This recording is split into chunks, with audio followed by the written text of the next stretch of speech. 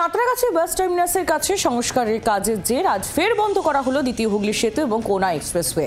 রাত 9:30 পর্যন্ত বন্ধ থাকবে যান চলাচল। এক সপ্তাহ আগেই নির্দেশিকা জারি করা হয়েছিল হাওড়া সিটি পুলিশের পক্ষ থেকে।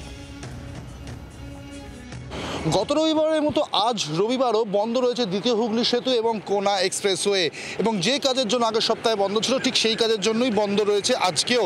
মূলত দ্বিতীয় হুগলি সেতুর যে কেবলগুলো রয়েছে সেই কেবল মেরামতির কাজ চলছে এবং একই সঙ্গে কোনা এক্সপ্রেসওয়েতে এলিভেটেড করিডোর বসানো হবে। তাই জন্য সাঁতরাগাছি বাস টার্মিনাসে হচ্ছে লোহার বিম বসানোর কাজ। তার ফলে এই ব্যারিকেড দিয়ে সমস্ত জায়গায় কিন্তু বন্ধ করে রাখা হয়েছে সাধারণ মানুষের চলাচলের জন্য। মূলত আজকে ভোর 4টে থেকে রাত্রি 9টা পর্যন্ত এই রাস্তা বন্ধ রয়েছে। 9টার পর ফের খুলে দেওয়া হবে সাধারণ মানুষের চলাচলের জন্য। এর ফলে খুব স্বাভাবিকভাবেই বিভিন্ন জায়গায় থেকে কিন্তু রাস্তা ঘুরিয়ে দেওয়া হচ্ছে, রুট কিছু চেঞ্জ করা হচ্ছে।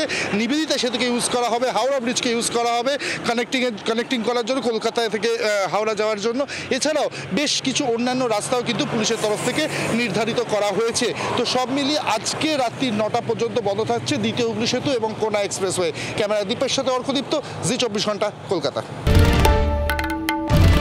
বাংলার আওয়াজ, বাঙালির আবেগ, জি 24 ঘন্টা।